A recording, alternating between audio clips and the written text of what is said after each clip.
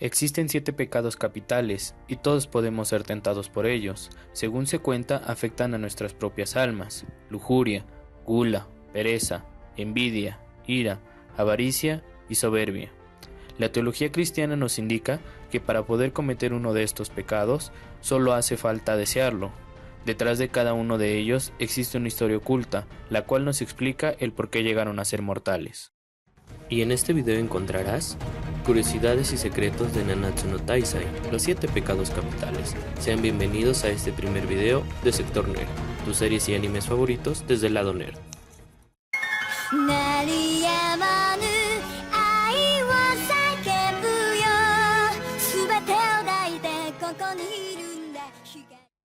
Nanatsu no Taizai nos cuenta la historia de Lyonesse, un reino que fue casi derrocado por 7 guerreros poderosos, conocidos como los 7 pecados capitales. Sin embargo, esto quedó en el pasado, ya que esta nueva historia se sitúa 10 años después de dichos acontecimientos, y giran en torno a Elizabeth y su búsqueda de los 7 pecados capitales para así salvar el reino de Lyonesse, el cual está en peligro por los caballeros sacros.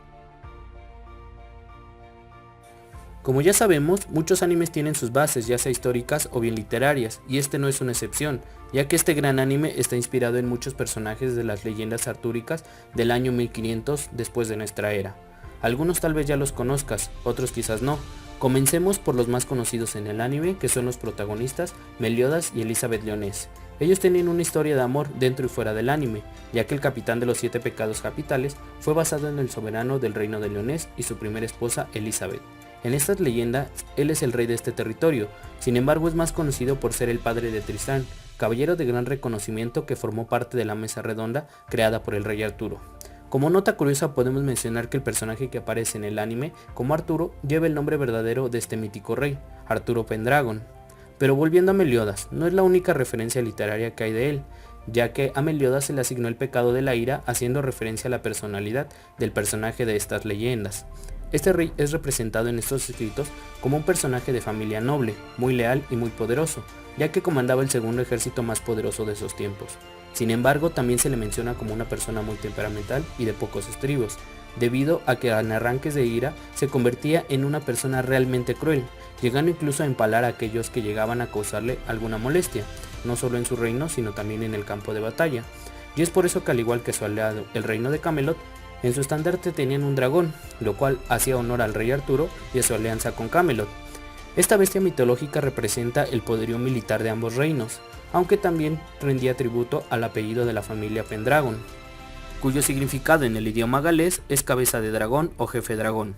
Sin embargo, hay algunos datos históricos y no literarios donde mencionan que Arturo no fue verdaderamente un rey, sino un noble britano perteneciente a la familia real de Dumnonia, que debió comandar en varias ocasiones los ejércitos reclutados en el suroeste de Britania. Esto lo dejaré a tu criterio, puedes indagar sobre ello, porque créeme, las historias sobre este personaje son fascinantes. Y ya que estamos hablando de reyes, es buen momento de hablar sobre quizás el rey más famoso del anime. Así es, King, el rey de las hadas, cuyo pecado es la pereza. Este gran personaje, a diferencia de los antes mencionados, no se ha basado en un personaje en específico, sino en varias leyendas celtas en las cuales nos mencionan cómo es que el mundo llegó a ser lo que se conocía en esas épocas. Si has puesto atención a este personaje, tal vez te preguntarás, ¿por qué él y su hermano no tienen alas como las demás hadas de dicho reino?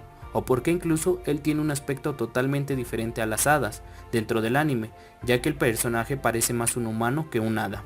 Esto en el anime y en el manga aún no se ha esclarecido, sin embargo esto puede tomarse como influencia de las leyendas celtas en las que fueron basados estos personajes, ya que si bien es importante recalcar que en cuestión de ellos dos no se habla de la concepción victoriana de las hadas, que es la que todos conocemos, más bien la mayoría de los relatos los representan como gente no muy alta pero de aspecto y altura humana, de tez blanca, ojos claros y pelo muy negro, siendo seres semidivinos que viven entre este y el otro mundo, con conexiones importantes con la naturaleza, las deidades y los demonios, antiguos clanes que existían junto con el del humano. También a ellos se les refiere como ancestros de grandes reyes, ya que en varios libros se menciona que las hadas hacen todas las cosas de manera inocente, aunque su comportamiento pueda llegar a ser perverso, algo que muchos reyes tomaron como lema durante su reinado en diferentes épocas de la historia humana. Existen muchos escudos heráldicos de esa época en la que se refleja el mundo de las hadas, ya que muchos aristócratas creían que provenían de un linaje de hadas.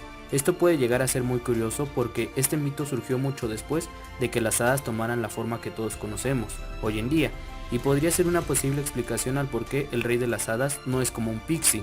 Sin embargo, otro dato muy curioso es el símbolo que representa su pecado, el oso, ya que puede que esté ligado a su nombre, porque como es bien sabido, en la antigüedad el nombre de una persona era escogido para resaltar alguna virtud o mencionar de dónde es que proviene esta persona.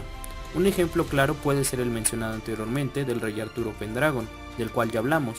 Pendragon hace referencia al gran poder e influencia que tenía no él, sino su padre Uther, pero Arturo solo fue recordado por Arturo, ya que al ser un nombre masculino y de origen celta, su significado es el guardián de la osa, o bien la mejor traducción en nuestro idioma sería oso fuerte, haciendo referencia no solo a la fuerza, sino a la nobleza que tiene como rey.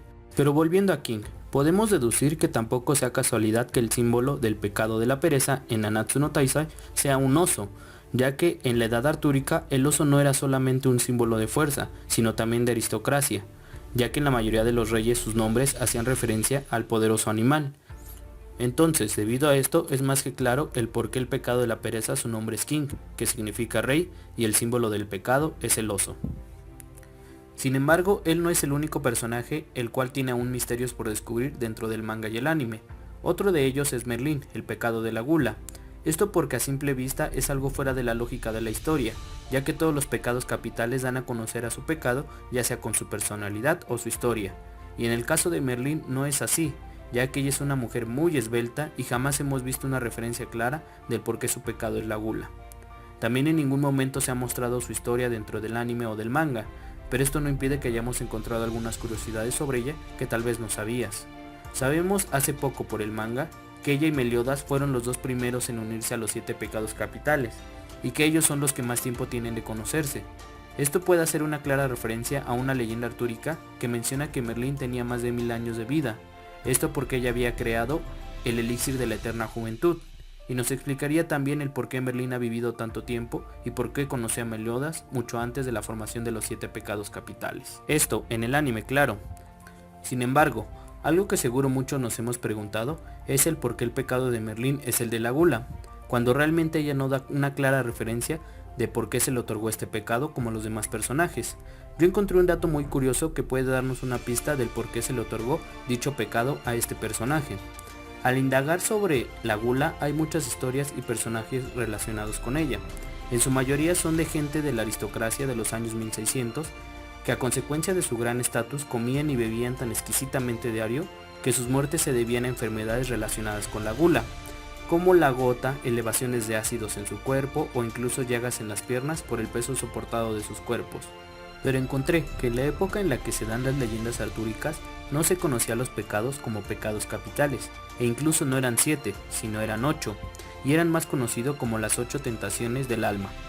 Estas fueron escritas por Evagrio Pontico, un monje de los años 375 de nuestra era, el cual enumeró una lista de las peores tentaciones del alma humana, y de esa extensa lista la redujo únicamente a 8 de ellas, y en esa época se conocieron como las 8 peores tentaciones en las que el hombre podía caer.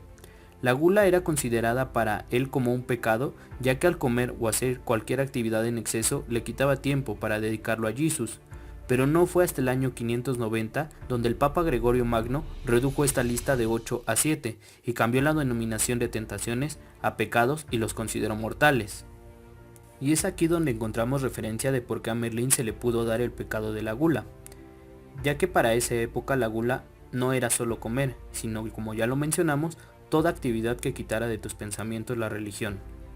Al momento de castigar la gula, había 2 actividades que destacaban por encima de todas las que realizamos durante nuestro día a día. La primera era comer en exceso. La segunda actividad más castigada como pecado de la gula era leer, ya que los comelibros de esa época era gente que dedicaba su cuerpo y alma a perfeccionar la sabiduría de los escritos, a los cuales con el pasar de los años se les conoció mejor como los alquimistas, ya que se consideraba que ellos utilizaban magia, y es aquí donde encajaría nuestra teoría del por qué se le otorgó a Merlín el pecado de la gula, ya que ella, al ser el mago más prometedor de todas las épocas, debió haber leído demasiados libros. Algo que también es muy curioso es que se dice que el castigo para aquellos que cayeran en estos pecados era el vivir por más de 3000 años quemándose en las llamas eternas del inframundo. Esto es mejor representado en el poema de la Divina Comedia de Dante Alighieri, donde se dramatizaban los horrores que les esperaban a aquellos que llegaban a cometer estos pecados. Esto tras su paso en el infierno. También esto haría una clara referencia de por qué todos los pecados capitales de Nanatsu no Taizai tienen gran longevidad. Incluso Ban, que solo es un humano, no puede morir debido a su inmortalidad. Así que te invito a leer más sobre esto, ya que dicho poema es muy bueno. Si has llegado hasta este punto, quiero pedirte que si te ha gustado este video dejes un like y te suscribas para más videos. También puedes dejarme en comentarios lo que tú opinas sobre todo lo que acabas de escuchar de este grandioso anime. Por favor comparte el video para que llegue a más personas. Con esto hemos llegado al final de la primera parte de este mini documental. Por favor espera la siguiente entrega, pronto la estaré subiendo. Adiós.